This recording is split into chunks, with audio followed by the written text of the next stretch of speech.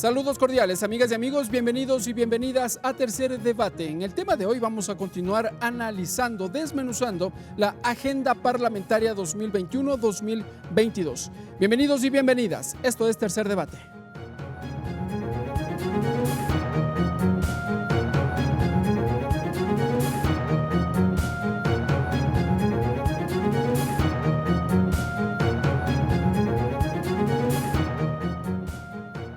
Para conocer los aspectos que componen la agenda parlamentaria, hemos invitado a la asambleísta Natalie Arias. Revisemos su perfil. Natalie Arias, economista, magíster en Gobierno y Cultura de las Organizaciones, asambleísta nacional, integrante de la Comisión del Desarrollo Económico Productivo y la Microempresa, segunda vocal del Consejo de Administración Legislativa.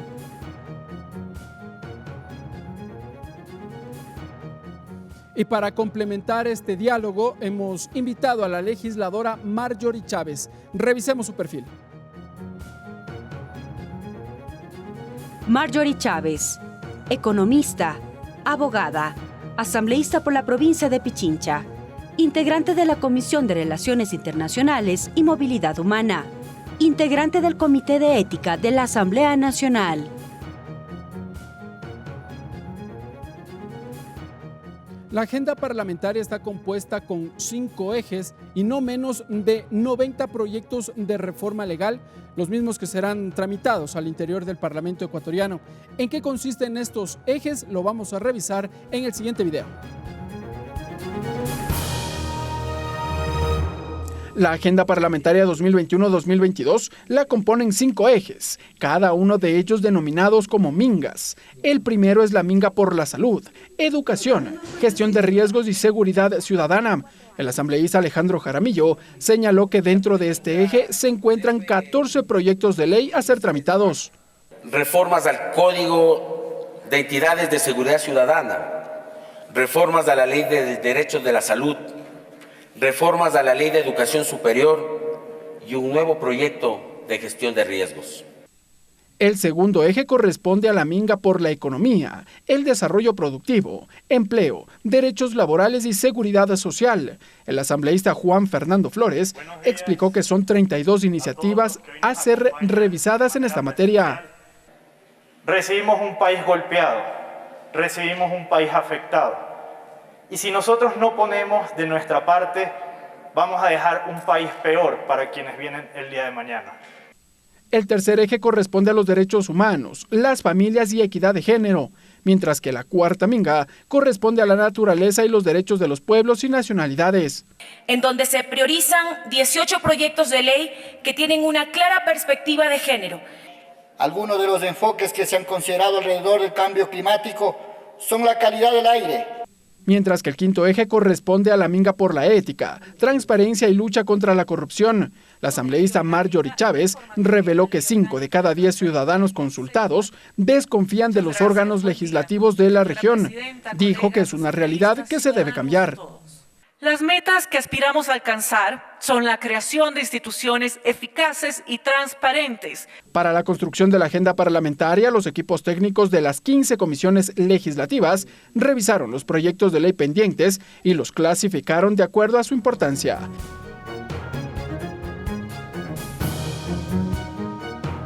Siga Tercer Debate por Televisión Legislativa, Canal 42 en Pichincha, Canal 22 en Guayas, Canal 27 en Azuay y Canal 45 en Manabí. La radio de la Asamblea Nacional en todo el país. En Facebook por TV Legislativa y en la web en vivo.asambleanacional.gov.es.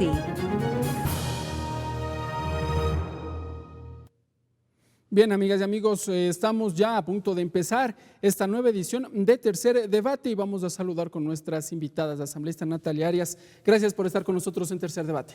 Muchísimas gracias, muy buenos días, contento de poder participar con ustedes en este tercer debate. Gracias, legisladora. Legisladora Marjorie Chávez, igualmente, gracias por estar con nosotros en la señal de los medios legislativos. Muchas gracias, Ricardo. Estoy contenta de compartir con Natalie el panel y poder llegar a toda su audiencia. Claro que sí. Asambleístas, antes de empezar, les voy a rogar, les voy a colocar un poco de alcohol, respetando las medidas de bioseguridad que han sido dispuestas por las autoridades sanitarias del país. Recordemos que la pandemia todavía no ha pasado en nuestro país. Vamos a empezar un poco a conversar. Voy a empezar por usted, asambleísta Natalie Arias, respecto de la agenda parlamentaria. Se presentó ya esta hoja de ruta del Parlamento ecuatoriano y un poco ir conociendo, desmenuzando los 5 ejes. ¿Cuáles son estos?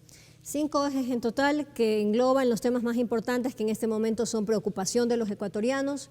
Empezamos, por supuesto, con aquellos que tienen que ver con los temas sociales, educación, salud, allí tenemos también la prevención de riesgos y, naturalmente, aquellos que están relacionados con los otros temas sociales. Segundo eje, el económico, importantísimo por la reactivación económica. El tercer eje tiene que ver con la protección de los derechos humanos. Aquí hablamos de la participación de las mujeres y además también de la protección a niños, niñas y adolescentes. El cuarto eje se refiere al cuidado de la naturaleza y además también, por supuesto, a los derechos colectivos. Y finalmente, un tema importantísimo que es el que se refiere a la ética y a la transparencia del trabajo legislativo y además también a la lucha contra la corrupción. ¿Por qué, asambleísta, era necesario establecer estos 5 ejes en la agenda parlamentaria y no tal vez dividirlo como se hizo en periodos anteriores por el número de leyes que la Asamblea Nacional pretendía aprobar en un determinado tiempo? Verán, esta cantidad de ejes fueron definidos de esta forma porque engloban los intereses y aquellas propuestas con los que todos los candidatos, bueno, en este momento los legisladores ya electos y en funciones, tuvieron pues en su momento, fueron presentadas al público en general, a la ciudadanía. Y además también, como le mencionaba, pues aquí no hay un solo asambleísta que no vea reflejado también pues ese plan de trabajo con el que se presentó, como mencionaba, pues ante la ciudadanía. Es importante también mencionar que la presidenta de la Asamblea ha tenido a bien invitar a todas las bancadas. Es por eso pues que señalamos que no hay un solo legislador que no vea en buena medida reflejados sus intereses y los de su bancada dentro de esta agenda. Asambleísta Marjorie Chávez, ¿cómo fue la construcción de la agenda parlamentaria? Entendemos que hubo representantes de cada una de las 5 bancadas legislativas, pero ¿cómo fue la construcción, el debate de esta hoja de ruta del Parlamento? Fue un trabajo en conjunto con todas las bancadas. En realidad se hicieron esfuerzos por llegar a consensos y también, yo siempre lo digo, no es un ejercicio de madurez política, de desprendimiento, porque tenemos que entender que todos hemos llegado a la Asamblea Nacional con objetivos de campaña que cumplir, que responder a la ciudadanía. Y tenemos que entender que pueden ser diferentes. Entonces, lograr aglutinar todas estas voluntades que son prioridades para las diferentes bancadas, sí fue respuesta, fue necesario hacerlo a través de esta madurez política que afortunadamente hemos logrado. Se aglutinaron las voluntades, se entendieron que cada bancada tiene sus objetivos principales, pero que tenemos un objetivo común, que es trabajar por el país en este primer año. La agenda está establecida para el año 2021-2022 y se han dado prioridad a los temas acuciantes que necesita modificar el país en este momento. Como lo dijo Natalie, ya los 5 ejes tenemos importantes proyectos de ley en reformas económicas, en temas de salud, en temas ambientales, temas de educación, por supuesto, y lucha contra la corrupción. Tenemos que enfocarnos en ello y lo importante también de este documento, Ricardo, es que va a permitir que la ciudadanía, luego de un año y en el transcurso de este año, pueda hacer un correcto ejercicio de rendición de cuentas a los asambleístas. Es decir, bueno, aquí está con lo que ustedes se comprometieron. Fue una propuesta ambiciosa porque lo es y hoy lo estamos reconociendo, pero tenemos que cumplirlo. No basta con haber incorporado nuestras propuestas en el documento, ahora tenemos que hacer que esto ocurra. ¿Y cómo precisamente haremos posible aquello, esta agenda parlamentaria que se lleve adelante? Porque en el periodo anterior, por ejemplo, al inicio de la gestión, se presentó un número de leyes, no menos de 40, que se dijo que se pretendía aprobar en un determinado tiempo y evidentemente entre las primeras leyes se encontraban temas de lucha contra la corrupción, reactivación económica. ¿Cómo hacemos o cómo vamos a llevar adelante para que efectivamente esta agenda parlamentaria se cumpla? Ricardo, tenemos que entender que somos un un nuevo periodo, que somos nuevos legisladores. El 91% de los legisladores somos gente nueva, gente renovada, que ha llegado aquí realmente con ganas y con lucidez y que además es parte de un proceso político, ¿verdad?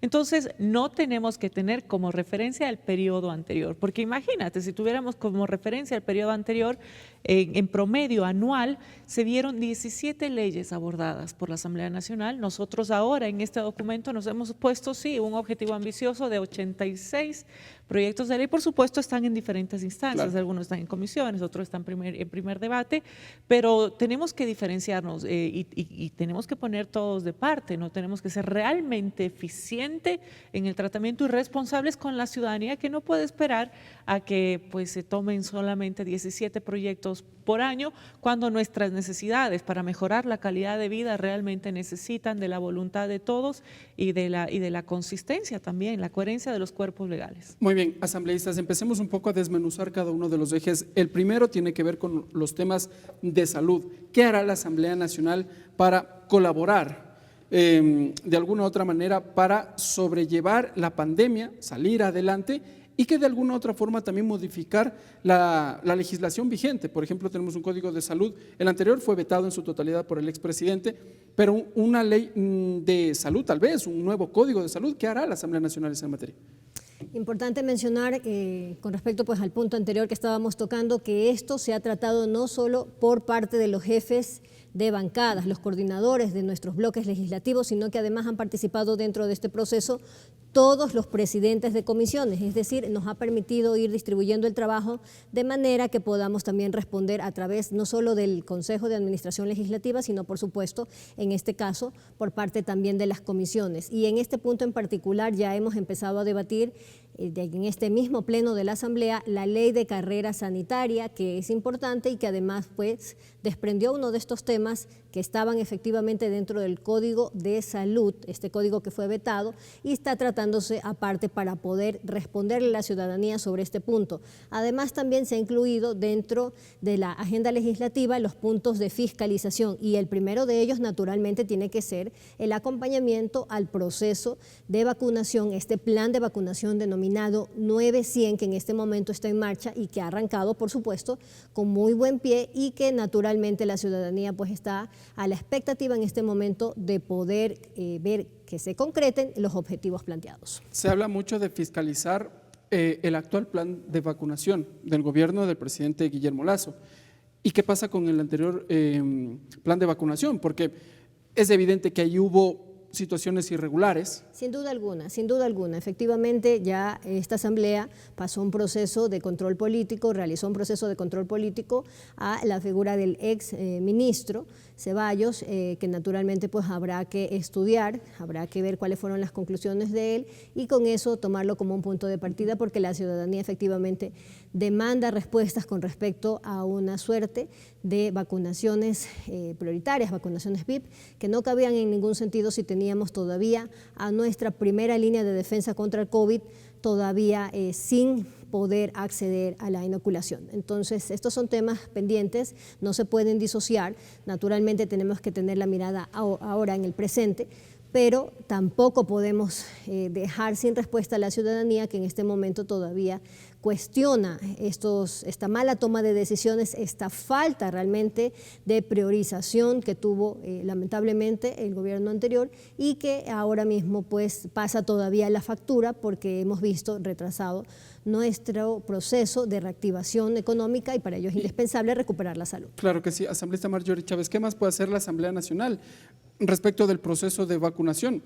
A propósito, y esta es una consulta que quisiera plantearles a las dos parlamentarias, hubo hace pocos días la entrega de este informe por parte de Contraloría, en donde se puso en evidencia las irregularidades en el tema de la vacunación en la fase 0 en el anterior gobierno.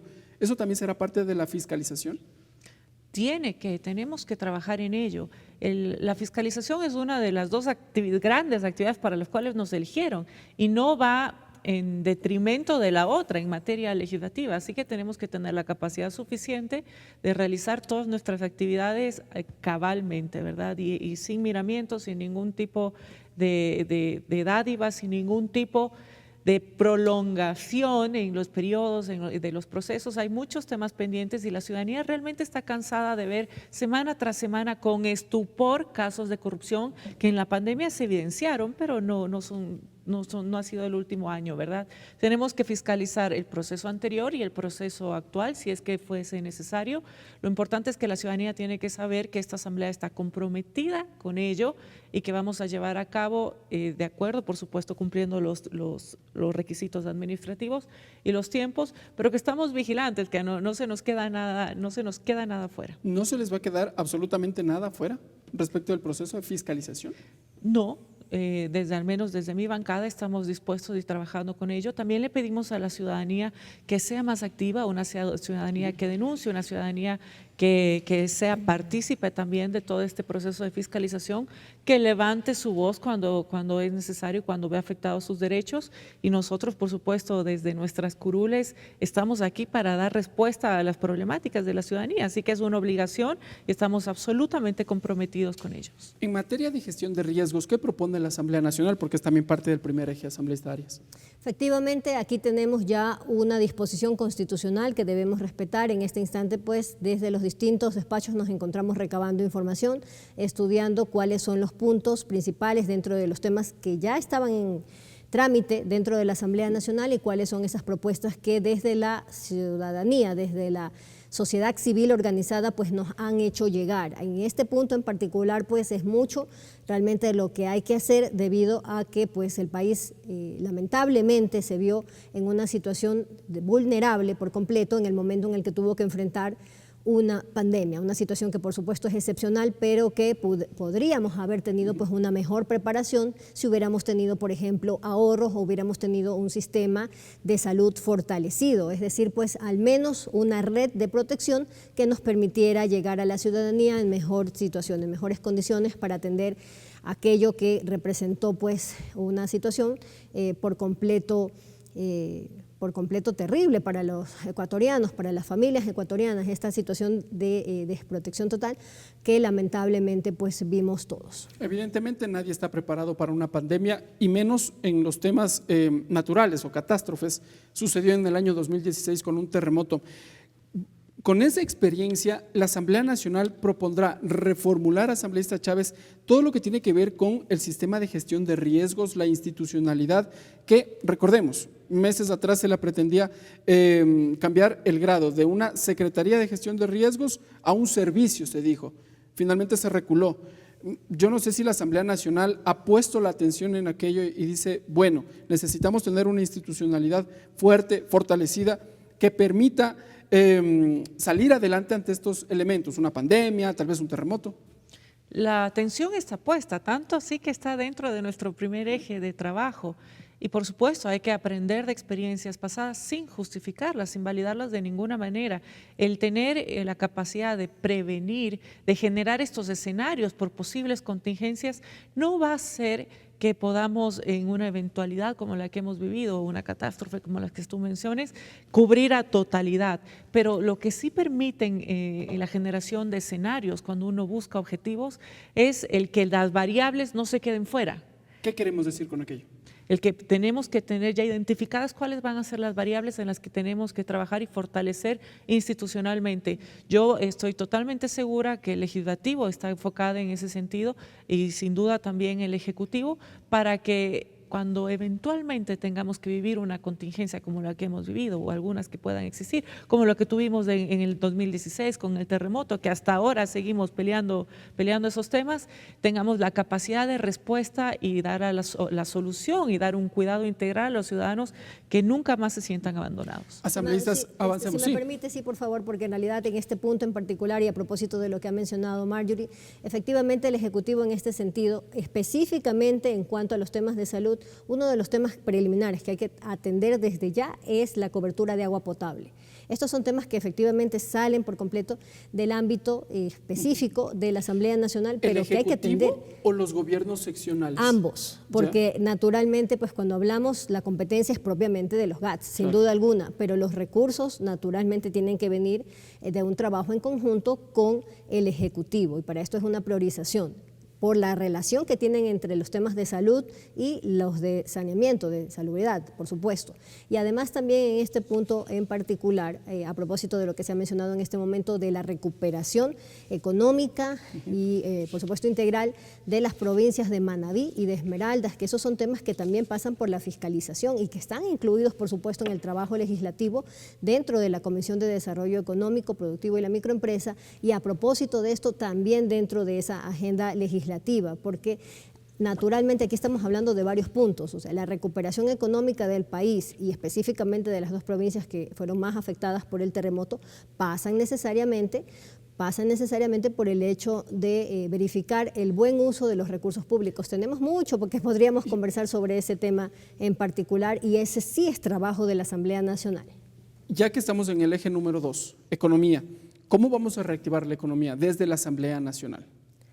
Aquí hay varios temas que se pueden ir abordando y que de hecho están contemplados dentro de la agenda, particularmente dentro de la Comisión de Desarrollo Económico, Productivo y la Microempresa. Allí tenemos varias leyes que en este momento hay que ir vigilando que se cumplan. La Ley de Emprendimiento, recientemente aprobado, retomar la Ley de Desarrollo Artesanal para poder responderle a los ecuatorianos que se dedican a este sector que transmite tradición, cultura y además también que por supuesto genera grandes cantidades de plazas de trabajo y además, por supuesto, también aquellos otros temas que están allí incorporados en este punto. Hablamos también, por supuesto, de una reactivación que tiene que venir desde los proyectos, una reforma tributaria que no está contemplada allí, pero que vendrá del Ejecutivo y que está planteada también dentro del escenario que vamos a tratar en este año legislativo. Y a propósito de aquello, asambleísta Marjorie Chávez, el Gobierno Nacional ha anunciado el envío a la Asamblea Nacional, se dijo en su momento,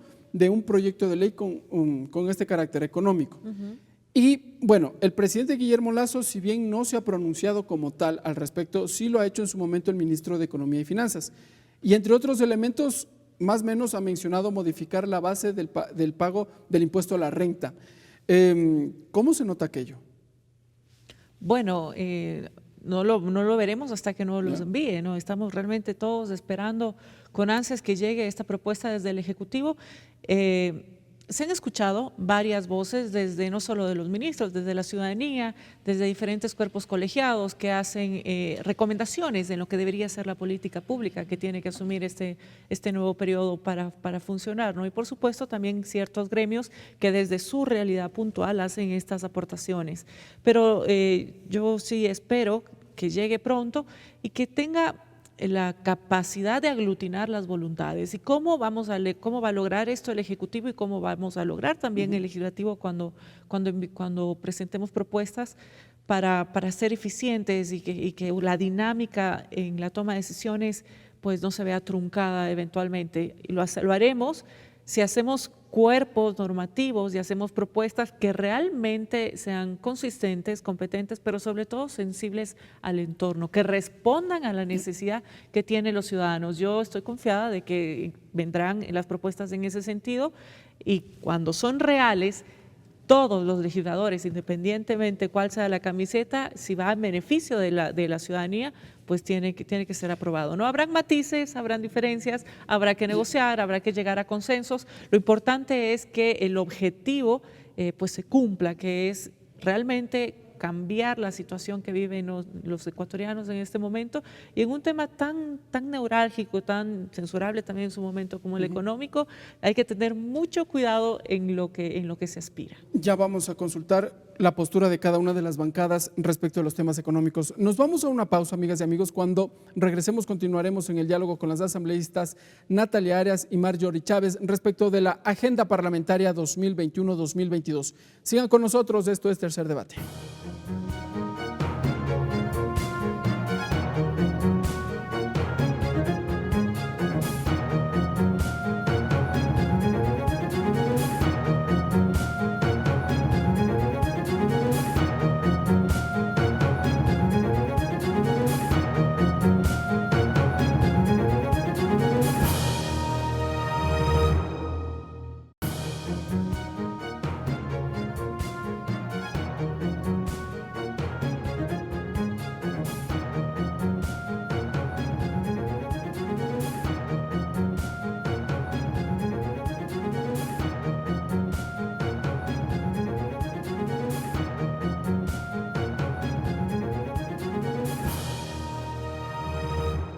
Gracias, amigas y amigos, por continuar con nosotros. Esto es Tercer Debate y conversamos con las asambleístas Natalia Arias y Marjorie Chávez respecto de la agenda parlamentaria 2021-2022.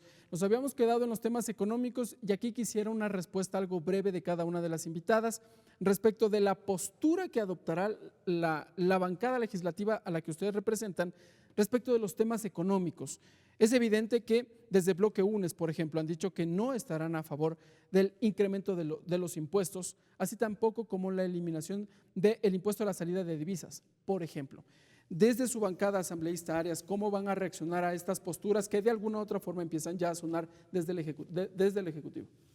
Este es el momento, queridos amigos, de sintonizar con aquellas demandas desde el sector productivo y también desde esa economía golpeada de las familias ecuatorianas. Eliminar, por ejemplo, el impuesto a la salida de divisas es vital para poder darle al país la seguridad jurídica que necesita para poder atraer la inversión que se va a traducir en oportunidades y en plazas de empleo formales para los ecuatorianos. Por lo tanto, oponerse sencillamente por oponerse va a representar lamentablemente pues una tarea que hay que superar, porque los ecuatorianos así lo demandan. La propuesta que nosotros tenemos en materia tributaria debe estar enfocada y va a estar enfocada, por supuesto, para la reactivación económica, esa reactivación productiva que tanto necesitan los sectores y además también, por supuesto, al alivio de las familias ecuatorianas en su bolsillo. Asambleísta Marjorie Chávez, la postura de su bancada respecto de estos dos aspectos al menos. Tenemos que fortalecer el marco normativo que permita el crecimiento económico, ¿verdad? Y eso creo que es una responsabilidad de todas las bancadas, no solo desde nosotros. Pero el PCC ha sido siempre claro, ¿no? Siempre hemos estado en contra de tener más impuestos, hemos buscado las maneras de que los ciudadanos tengan más dinero en los bolsillos y que se puedan reactivar las empresas, generar incentivos para la generación de nuevos emprendimientos, exenciones tributarias para sectores como por ejemplo el agrícola, que siempre ha sido olvidado y hoy más que nunca está golpeado. El sector turístico, nosotros pedimos exenciones que además fueron acogidas por el presidente Guillermo Lasso en campaña para este sector que ha sido tan golpeado y así poder generar una reactivación económica, generar fuentes de empleo, pero empleo de calidad. Nosotros apoyaremos, Ricardo, todos los proyectos de ley, independientemente de dónde vengan, siempre que tengan con este espíritu de ley, con este espíritu con el que nosotros hemos abordado a la ciudadanía y gracias a estas propuestas es que nos hemos ganado el voto ciudadano, entonces es lo que vamos a defender. Bien, me queda clara esa postura. Asambleístas, avancemos brevemente. El tercer eje tiene que ver con los derechos de las familias. Desde la Asamblea Nacional, ¿cómo se va a trabajar en este eje?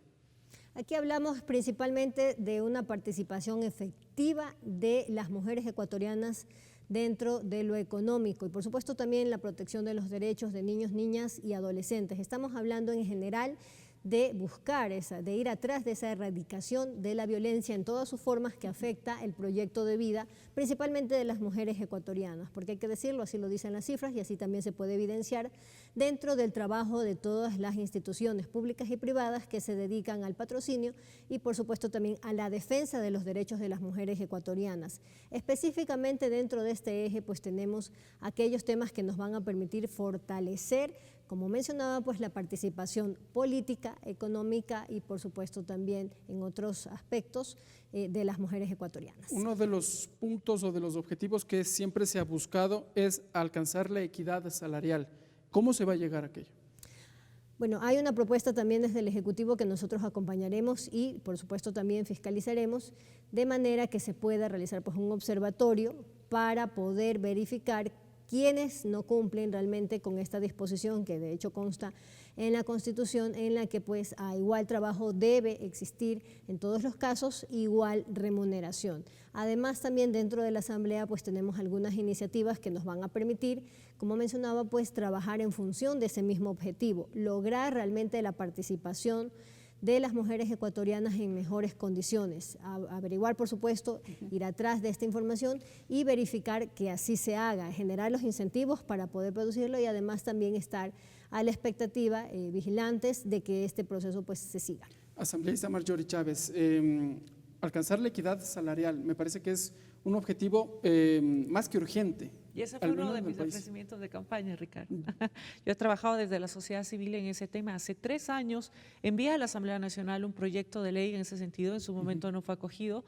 Luego, la asambleísta Dayana Pazley, de nuestro bloque, lo presentó y fue aprobado. De hecho, está incluido dentro de la agenda. La transversalización del enfoque de género es una necesidad urgente. Esto va a significar equidad, significa desarrollo, significa una mejora en la calidad de vida de nuestras familias y además es un pago con deudas históricas que venimos cargando con las mujeres, ¿verdad? Quienes hemos logrado estar aquí sabemos lo difícil que es y tenemos que abrir la puerta para que nuevas mujeres ocupen mejores espacios cualitativamente y cuantitativamente. En ese sentido, la ley, por ejemplo, la ley de paridad salarial, es un gran aporte. Yo quisiera acotar algo a lo que dijo Natalie, que es importante que venga también la predisposición desde el Ejecutivo, pero recordemos que las políticas de turno del Ejecutivo pues pueden ser eso, pueden ser temporales. Y si queremos realmente ver un cambio a mediano y largo plazo, tiene que pasar por el Legislativo, de manera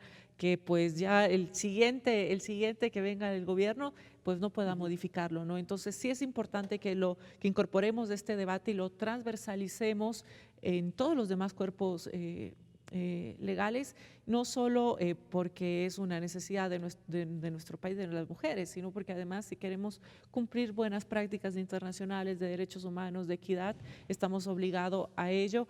En ese sentido, como lo dije, el PSC presentó la propuesta de ley que esperamos que cuando llegue a debate sea enriquecida con los puntos de vista de los demás legisladores y tenga un voto favorable. Yo estoy convencida de que así será. Ricardo, si me permite, un segundo para poder utilizar este espacio y conversarles acerca de una propuesta que tenemos en el despacho y que contará pues con el apoyo tanto de la bancada y espero yo también del resto de legisladores y legisladoras específicamente, ¿no? Que se llama Alas de Libertad y es nuestra agenda de fiscalización a propósito del trabajo realizado por el grupo parlamentario en favor de los derechos de las mujeres ecuatorianas, que por supuesto cesó sus funciones a raíz de que ya terminó el periodo legislativo pasado y de esta manera pues allí podremos tener una agenda en particular para poder verificar el cumplimiento, dónde ha estado la falta de voluntad política para poder responder por esa ley específicamente de erradicación de violencia contra las mujeres que ya tiene un poco más de 3 años de vigencia y que por supuesto pues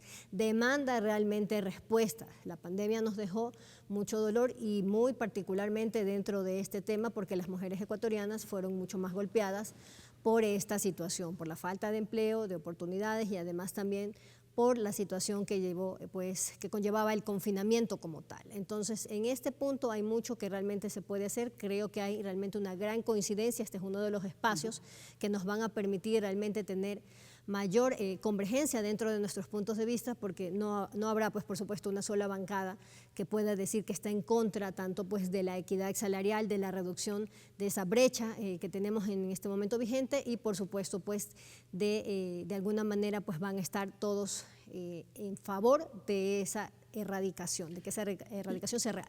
Asambleístas, a propósito de que ustedes están acá, quisiera conocer entonces en su postura. Usted ya lo dijo, representa organizaciones sociales y si no estoy mal, hubo organizaciones de la sociedad civil que levantaron su voz cuando el expresidente Lenín Moreno Garcés disminuyó el presupuesto para cumplir con la ley para la erradicación de la violencia contra la mujer.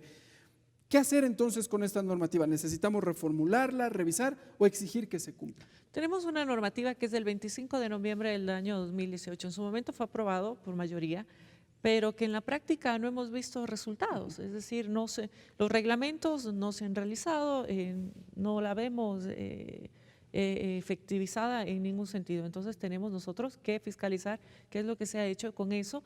También hay que analizar los beneficios en general de todas las leyes, pero en esta en particular. Fue un esfuerzo también del legislativo en su momento, imagínate llegar a consensos para que tener un resultado y lamentablemente este cuerpo legal no se ha visto reflejado ya en una mejora de la calidad de vida, de oportunidades y seguridad para las mujeres ecuatorianas que hoy más que nunca vemos que pues evidentemente el efecto de la violencia en nuestro país, ¿no? Y cuando hablamos de igualdades objetivas, no basta con que en la Constitución diga en el tema laboral. Por ejemplo, cuando tú vas a hacer un contrato entre privados, te dicen esto es un contrato entre privados. En el sector público sí está normada la paridad salarial al mismo cargo, la igual remuneración, pero en el privado te vas a encontrar con que te dicen, no, oye, pero es un contrato entre privados, si ella aceptó, claro, pero ¿qué hay detrás de que una mujer tenga que aceptar esto? Por eso uno tiene que analizar esta igualdad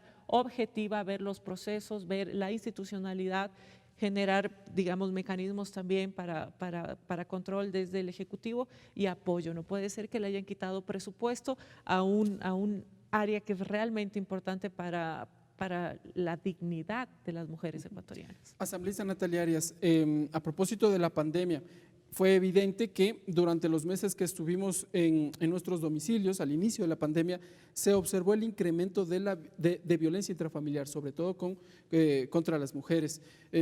¿Cómo de alguna u otra manera la Asamblea Nacional buscará ahora una salida para resarcir los derechos de quienes fueron violentadas en su momento?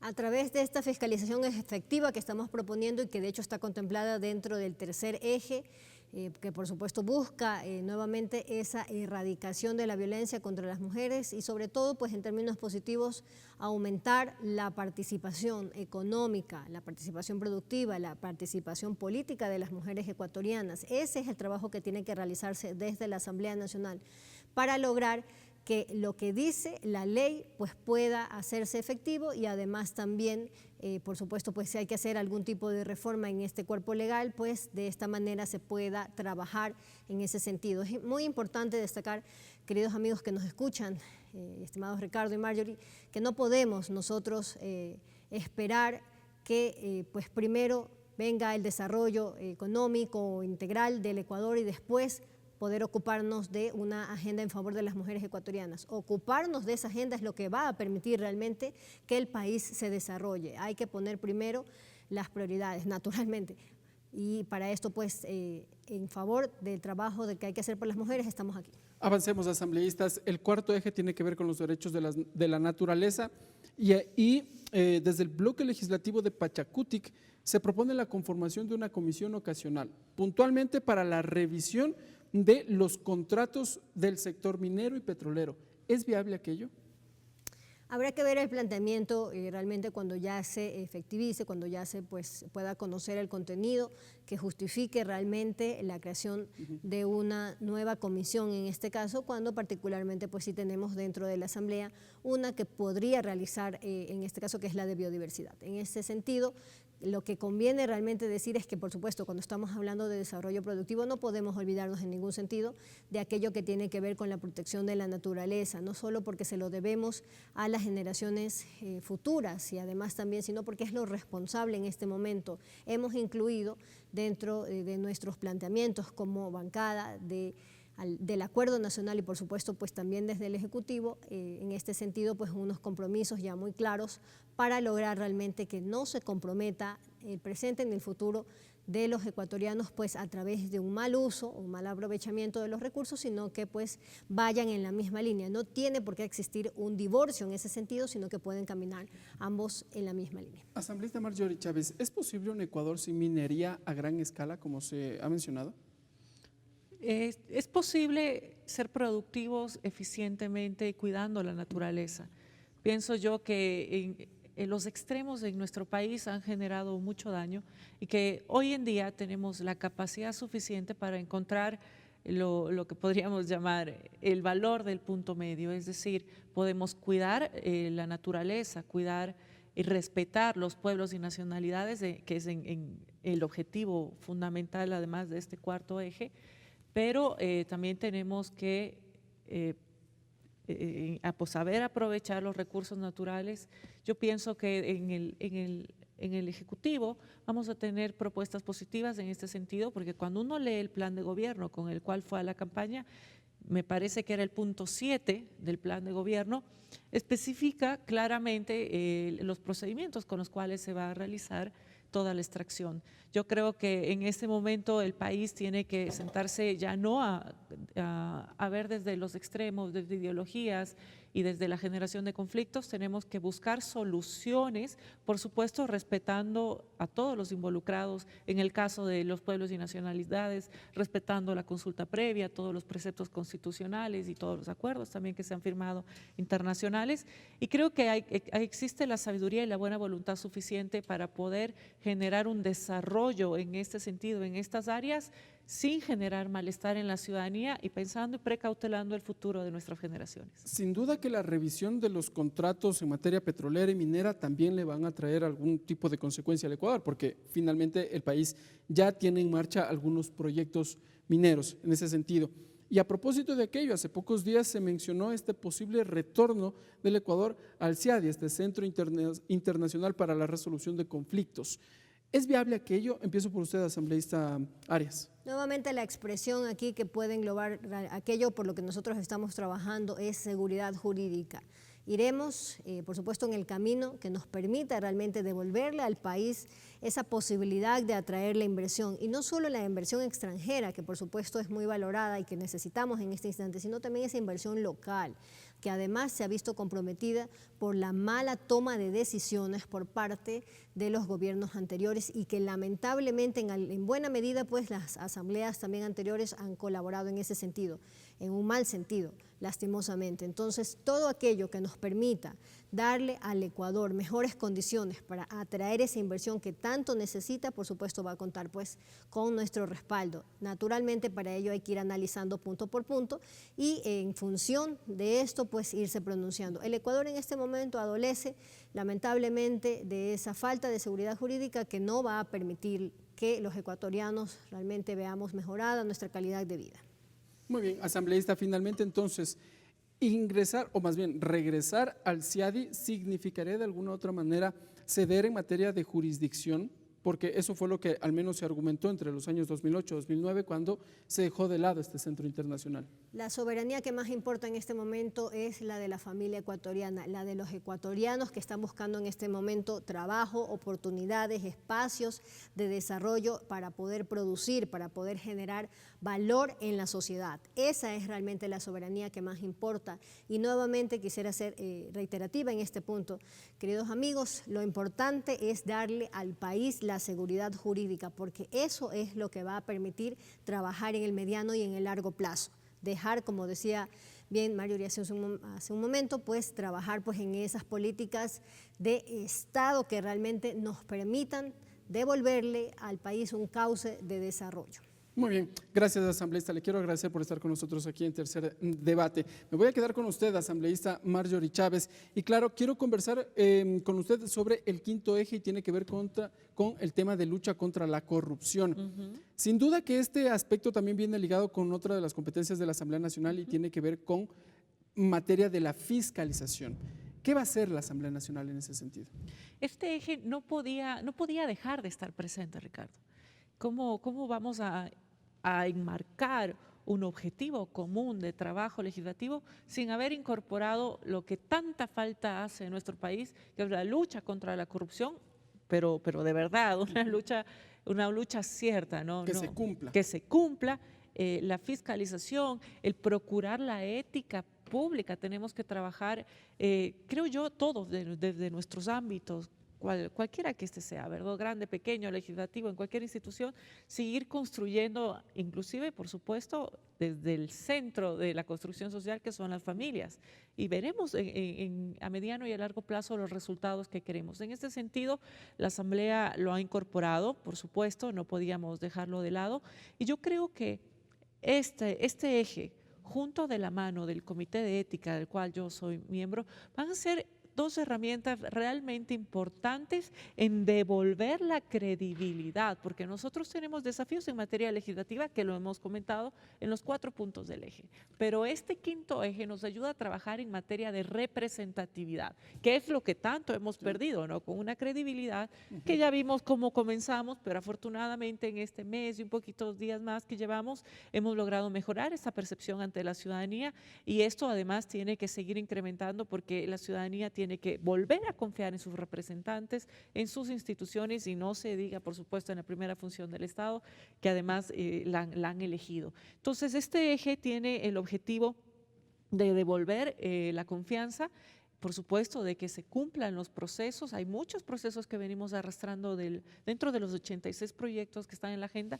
Hay varios que tienen relación con lo que es este quinto eje y vendrán nuevos, ¿verdad? Seguramente. Asambleísta, durante la exposición, el día de la presentación de la agenda parlamentaria, usted precisamente fue la encargada de entregar algunas cifras respecto del nivel de credibilidad que tienen los parlamentos, no solo en el Ecuador, sino en la región como tal.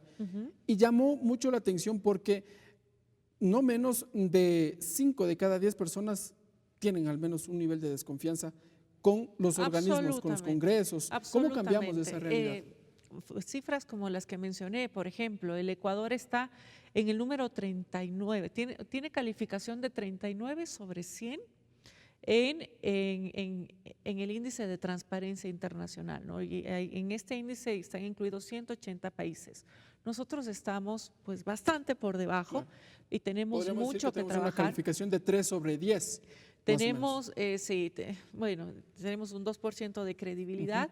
Esto ha variado, pero en realidad, como lo comenté en ese momento, va de la mano de la credibilidad y de la buena gestión de las instituciones. Nosotros, si nos enfocamos en devolverle la institucionalidad a la Asamblea Nacional con una asamblea transparente, de puertas abiertas, que realmente escuche a los ciudadanos, que ya no se enfoque simplemente en apuntalar un área de lo que son las propuestas del Ejecutivo, sino que realmente haga su trabajo, que es una función aparte, que enhorabuena si son paralelas y llegan a acuerdos, pero hemos sido elegidos para trabajar en materia legislativa, que tiene una gran diferencia y trascendencia, sobre todo en el tiempo.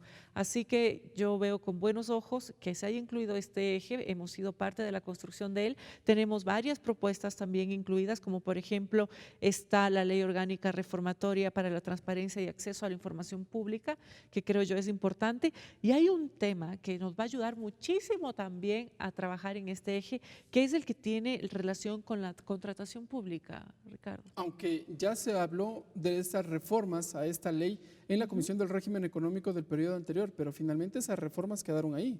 Es decir, la Ley Orgánica del Sistema Nacional de Contratación Pública. Hablamos de la corrupción, sabemos que la corrupción pues está institucionalizada también, lamentablemente, y viene de un lado y viene del otro, ¿no? Pero esta ley, si la reformamos correctamente, realmente va a permitir poner candados a estas malas prácticas perniciosas. ¿Cuáles? ¿Qué malas prácticas? Pues tenemos el tráfico de influencias, tenemos sobornos que han sido pues claramente evidenciados en periodos pasados. Tenemos grandes casos en los cuales Ecuador y funcionarios ecuatorianos están involucrados, y lo vemos también en cosas pequeñas, en la tramitología que quieren hacer los ciudadanos cuando van a realizar algún trámite.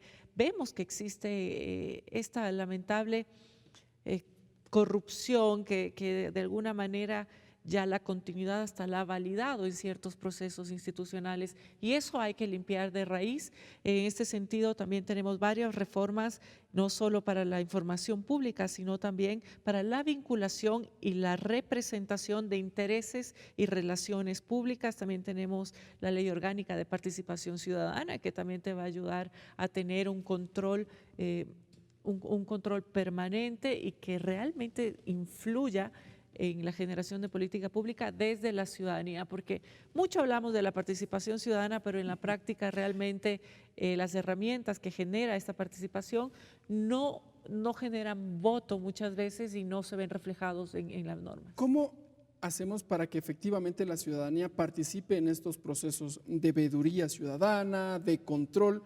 Porque en su momento se dijo que el Consejo de Participación Ciudadana tendría ese elemento, esa esencia con la participación de la gente para que se encuentre pendiente de los procesos de designación de las autoridades de control, por ejemplo. Pero hemos visto que eso no se cumple. Hemos visto que no se cumple porque esta institución también falece de los mismos problemas que las demás instituciones del Estado, de credibilidad y de buen funcionamiento. Bueno, ahora vemos un trabajo más estable, pero hemos tenido unos casos de corrupción terribles que han terminado en la destitución de quienes han sido la cabeza de esta institución, ¿verdad? Yo creo que ese también va a ser un tema que va a dar mucho de qué hablar, porque se ha propuesto, no sé si finalmente llegue, pero se ha propuesto una consulta popular entre varias preguntas, incluyendo la de la eliminación del Consejo de Participación ¿Y eso Ciudadana. se puede, asambleísta? ¿Se puede eliminar el Consejo de Participación Ciudadana a través de una consulta popular? De consulta popular sí se puede, por eso además pues se lo ha mocionado y no sabemos si llegará, pero probablemente llegue, en el sentido de que la ciudadanía elija, ¿verdad? Y sea realmente partícipe y también haga ese importante ejercicio de rendición de cuentas de esa institución a través del voto, porque van a tener que ir a votar los ciudadanos.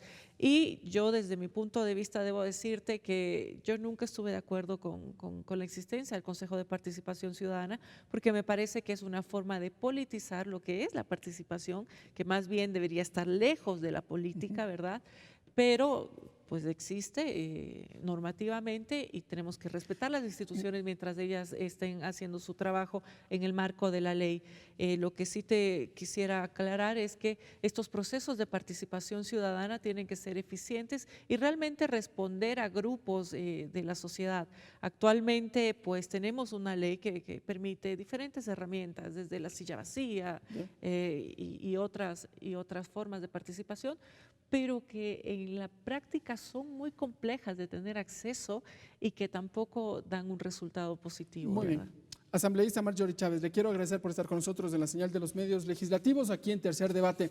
Amigas y amigos, gracias por estar con nosotros. Ustedes, como siempre, podrán sacar ya sus conclusiones y nos volveremos a encontrar en una próxima edición. Gracias por estar con nosotros en la señal de los medios legislativos.